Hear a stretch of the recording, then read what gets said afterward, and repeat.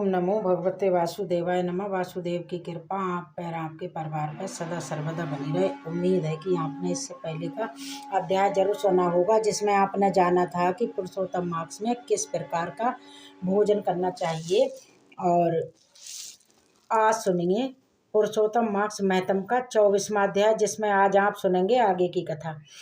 मणिगिरि बोला, हे ब्राह्मण, विद्वानों से पूर्ण और सुंदर चमत्कारपुर में मैं अपनी धर्मपत्नी के साथ रहा करता था। धनाग, पवित्र आचरण वाला, परोपकार में तत्पर। मुझको किसी समय संयोग से दुष्ट बुद्धि पैदा हो गई। दुष्ट बुद्धि के कारण मैंने अपना धर्म का त्याग कर दिया, दूसरे की स्त्री का स्पर्श किया और नित्य अपेय वस्तु का पान भी किया। चोरी, हिंसा में तत्पर रहा करता था, इसलिए बंधुओं ने मेरा त्याग कर दिया। उस समय महाबलवान राजा ने मेरा घर भी लूट लिया। हे ब्राह्मण देवता, इसके बाद जो कुछ भी बचा हुआ धन था उसको मेरे बंधु बांधवों ने छीन लिया। इस प्रकार सभी से दिष्कृत होने के कारण मैं वन में निवास करने लगा। पत्नी के साथ इस घोर जंगल में रहते हुए मुझ दुरात्मा का नित्य जीवों का वध करके जीवन निर्वाह हुआ करता था। हे ब्राह्मण, इस समय आप मुझ पापी पर अनुग्रह कीजिए। प्राचीन पुण्य के समूह इस घोर वन में आए हुए हैं। हे महामुनि, अपनी पत्नी के साथ इस समय मैं आपकी शरण में आया हूँ। आप उपदेश रूप प्रसाद से कृतार्थ करने के योग्य हैं, जिस उपाय को करने से मेरी देव दरिद्रता क्षण में दूर हो जाए। हे ब्राह्मण देवता, हे अतुल ब्राह्मण, अतुल वैभव को प्राप्त करके मैं ऐसा कोई उपाय कीजिए। उग्रदेव बोला, हे महाभाग, तुम कृतार्थ हो गए जो तुमने मेरा आदित्य सत्कार किया, इसलिए इस समय पत्नी सहित तुमको होने वाले कल्याण को कहता हूँ। ध्यान पूर्वक सुनो। जो बिना व्रत के, बिना तीर्थ के, बिना दान के, बिना प्रयास के तुम्हारे दरिद्रता दूर हो जाएगी, मैंने ऐसा विचार किया है। इस मास के बाद तीसरा पुरुषोत्तम मास आने वाला है। उस पुरुषोत्तम मास में सावधानी के साथ विधि पूर्वक तुम दोनों पति पत्नी श्री पुरुषोत्तम भगवान को प्रसन्न करने के लिए दीप दान करना। उस दीप दान से तुम्हारी ये गरीबी जड़ से नष्ट हो जाएगी। तिल के तेल से दीप दान करना चाहिए। विभव के होने पर घी से दीप दान करना चाहिए, किंतु इस समय वन में वास करने के कारण घी या फिर तेल, इनमें से तुम्हारे पास तो कुछ भी नहीं है। हे अनग मणिगिरि, पुरुषोत्तम मास भर पत्नी के साथ नियम पूर्वक इन कूदी के तेल से तुम दीपदान करना। पत्नी के साथ इस तालाब में नित्य स्नान करके दीपदान करना। इसी प्रकार तुम इस वन में 1 मास तक व्रत करना। तुम्हारे अतिथि सत्कार से प्रसन्न मैंने ये वेद में कहा हुआ तुम दोनों पति पत्नी के लिए उपदेश किया है। अगर कोई भी विधि ज्ञात ना हो तो साधारण तरीके से दीपदान किया जाए। दीप तो मनुष्य को लक्ष्मी की प्राप्ति होती है। अगर पुरुषोत्तम मास में विधि विधान से दीपदान किया जाए तो फिर कहना ही क्या है। वेद में कहे हुए कर्म और अनेक प्रकार के दान पुरुषोत्तम मास में दीपदान की 16वीं कला के भी बराबर नहीं कर सकते। समस्त तीर्थ, समस्त शास्त्र पुरुषोत्तम मास के दीपदान की 16वीं कला को पा भी नहीं सकते हैं। योग, दान, सांख्य, समत्त तंत्र भी पुरुषोत्तम मास के दीपदान की 16वीं कला को नहीं पा सकते हैं।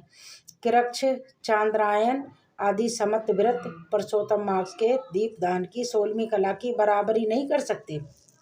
वेद का प्रतिदिन पाठ करना, गया में जाकर श्राद्ध करना, गोमती नदी के तट का सेवन पुरुषोत्तम मास के दीपदान की 16वीं कला के बराबरी कभी नहीं कर सकता। हजारों ग्रह, सैकड़ों वृत्तिपात पुरुषोत्तम मास के दीपदान की 16वीं कला की बराबरी कभी नहीं कर सकती। कुरुक्षेत्र आदि श्रेष्ठ क्षेत्र, दंडक आदि वन पुरुषोत्तम मास के दीपदान की बराबरी नहीं कर सकते। हे वत्स, ये अत्यंत गुप्त व्रत जिस किसी से भी कहने लायक नहीं है। ये धन, दान, पशु, पुत्र, पौत्र और यश को प्रदान करने वाला है। बांझ स्त्री के बांझपन को नाश करने वाला है और स्त्रियों को सौभाग्य देने वाला है। राज्य से गिरे हुए राजा को राज्य देने वाला है और प्राणियों को इच्छा अनुसार फल देने वाला है। अगर कन्या व्रत करती है तो गुणी और चिरंजीवी पति को प्राप्त करती है। पत्नी की इच्छा करने वाला पुरुष सुशीला और पतिव्रता पत्नी को प्राप्त करता है। विद्यार्थी विद्या को प्राप्त कर लेता है।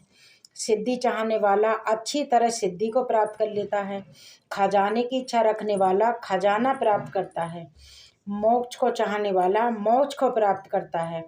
बिना विधि के बिना शास्त्र के जो पुरुषोत्तम मार्ग में जिस किसी जगह दीप दान करता है वो इच्छा अनुसार फल को अवश्य ही प्राप्त करता है। हे वत्स, विधि पूर्वक नियम से जो दीप दान करता है तो फिर कहना ही क्या है। इसलिए पुरुषोत्तम मार्ग में दीपदान अवश्य ही करना चाहिए। मैंने इस समय भयंकर से भयंकर गरीबी का नाश करने वाला दीपदान तुमसे कहा। तुम्हारा कल्याण हो। मैं तुम्हारी सेवा से बहुत प्रसन्न हूँ। अगस्त मुनि बोले, इस प्रकार वह श्रेष्ठ ब्राह्मण मन से दो भुजा वाले मुरली को धारण करने वाले श्री हरि भगवान का स्मरण करते हुए प्रयाग को चले गए। वे दोनों अपने आश्रम से गुरुदेव के पीछे जाके उनके पास कुछ मास पर्यंत वास करके प्रसन्न मन हो दोनों पति पत्नी उग्रदेव को नमस्कार कर फिर अपने आश्रम को चले आए। अपने आश्रम में आके भक्ति से पुरुषोत्तम में मन लगा के ब्राह्मण की भक्ति में तत्पर उन दोनों पति पत्नी ने 2 मास बिताए। 2 मास बीत जाने पर श्रीमान पुरुषोत्तम मास आया। उस पुरुषोत्तम मास में वे दोनों पति पत्नी गुरु भक्ति में तत्पर होकर दीप दान करते हुए आलस्य को छोड़ के वे दोनों ऐश्वर्य के लिए इन गुदी के तेल से दीप दान करते रहे। इस प्रकार दीपदान करते करते उन दोनों का पुरुषोत्तम मास बीत गया। उग्रदेव ब्राह्मण के प्रसाद से शुद्धांतकरण होकर समय पर काल के वशीभूत होकर देवराज इंद्र की पुरी को गए। वहाँ होने वाले सुखों को भोग कर पृथ्वी पर भारत खंड में उग्रदेव के प्रसाद से श्रेष्ठ जन्म को उन दोनों पति पत्नी ने धारण किया। पूर्व जन्म में जो तुम मिरक की हिंसा में तत्पर मणिग्रीव थे वो वीरबाहु के पुत्र चित्रबाहु के नाम से प्रसिद्ध राजा हुए। इस समय ये चंद्रकला नामक जो तुम्हारी पत्नी है वो पूर्व जन्म में सुंदरी नाम से तुम्हारी पत्नी थी। पतिव्रत धर्म से ये तुम्हारे अर्धांग की भाग्यनी है। जो स्त्री पतिव्रता होती है वे अपने पति के पुण्य का आधा भाग लेने वाली होती हैं। श्री पुरुषोत्तम मास में इन गुदी के तेल से दीपदान करने से तुमको ये निष्कंटक राज्य मिला है। जो पुरुष श्री पुरुषोत्तम मास में घी से या तिल के तेल से अखंड दीपदान करता है तो फिर कहना ही क्या है। पुरुषोत्तम मास में दीपदान का ये फल कहा है, इसमें कोई भी संदेह नहीं है।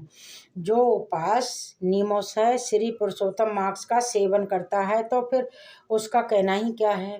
वाल्मीकि मुनि बोले, इस प्रकार अगस्त मुनि राजा चित्रबाहु के पूर्व जन्म का वृत्तांत कह के और राजा चित्रबाहु से किए गए सत्कार को लेकर तथा अक्षर आशीर्वाद दे के चले गए।